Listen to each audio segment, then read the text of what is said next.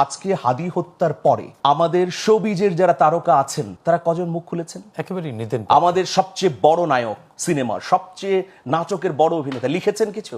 ফেসবুকে লিখেননি। তাহলে তাদের যে নীরবতা, এটা কি এই খুনের পক্ষে একটা বয়ান উৎপাদন হওয়ার ঘটনা না? এমনও তো হতে পারে তার আতঙ্কে কোনো কিছু বলতে চাননি। না, তারা নাগরিক হিসেবে যেখানে পুরো বাংলাদেশ কেঁদেছে, সেখানে আপনি জনপ্রিয় একজন ব্যক্তি হবার পরে চুপ থাকবেন, সেটা কি কাঙ্ক্ষিত?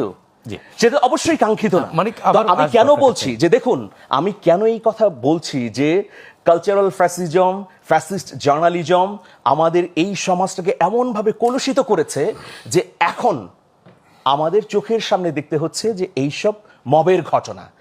আমাদের এই বিভাজিত হয়ে যাচ্ছে না। রাষ্ট্র কাঠামো যদি তখনই হস্তক্ষেপ করতো না, কেন ভলতেয়ারের কথা মনে নেই? অবশ্যই ভলতেয়ারের কথা তো আমাদের মনে আছে যে আমি আপনার মতের সঙ্গে বিশ্বাসী নই, কিন্তু আপনার মত প্রকাশের অধিকারকে আমি জীবন দিয়ে হলেও রক্ষা করব। হাদির কি অপরাধ ছিল বলুন? হাদি কি কোনো অস্ত্রধারী ব্যক্তি ছিল? হাদি তো কেবল বয়ান দিয়েছে, শুধু কথা বলেছে। তাহলে হাদি মত প্রকাশ করতে গিয়ে যদি গুলি খেতে হয়, তাহলে আমি যে প্রতিপক্ষের সঙ্গে বুদ্ধিবৃত্তিক লড়াই করতে চাই, আমি যে ভারতীয় আধিপত্যবাদের বিরুদ্ধে কথা বলতে চাই, তাহলে আমার নিরাপত্তা কোথায়? তাহলে আমাকে শুধু কথা বলার কারণে আপনি খুন করবেন? এটা কি হতে পারে? নিশ্চয়ই না। এটা কি হতে পারে? 2013 সালের ফেব্রুয়ারিতে যখন নয়া দিগন্ত অফিসে আগুন দেওয়া হলো, তাদের প্রেস পুড়িয়ে দেওয়া হলো, কজন কথা বলেছে? আমি এই তথ্যটা দিয়ে দিই। যখন বিএনপি চেয়ারপারসন বেগম খালেদা জিয়াকে তার বাসা থেকে উৎখাত করা হলো, এটিএন বাংলায় একজন সাংবাদিক, তার নাম বলি জয় মামুন, কিভাবে মিথ্যা প্রপাগান্ডা চালিয়েছে। কেন এই কথাগুলো আমরা বলবো না?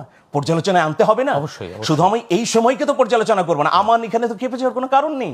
আমাকে পুরো সময়কে পর্যালোচনা করতে হবে। করেই আমি এটা সমর্থন করছি না তো, কিন্তু আমাকে পেছনের ইতিহাস তো বলতে হবে। এখন আমি যদি বলি এখনই হয়েছে, এটাই 54 বছর ইতিহাসে প্রথম, তাহলে তো হবে না। হিস্ট্রিকে অবশ্যই নিজস্ব জায়গায় আপনার বিশ্লেষণ করতে হবে। তার মানে কি আমরা একটা ফ্যাসিজমের এক্সটেনশনে আছি?